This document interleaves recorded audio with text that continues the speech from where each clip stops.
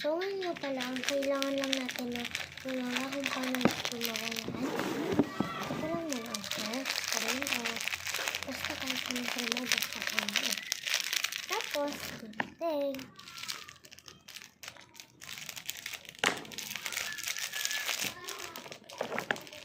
Gantingin mo lang siya dito.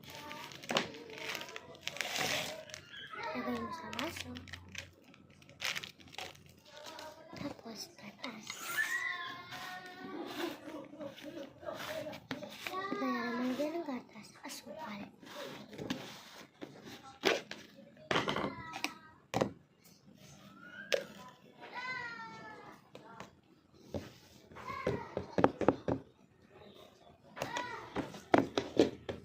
Asukal na po.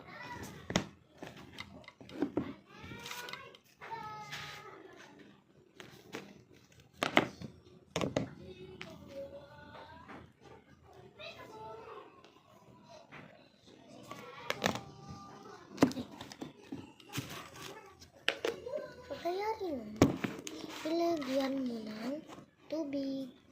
Kahit anong tubig, kahit malamig, ganun. Tapos, i-freezer mo. Haluin mo muna. Tapos, i-freezer mo na. Yun lang. Bye!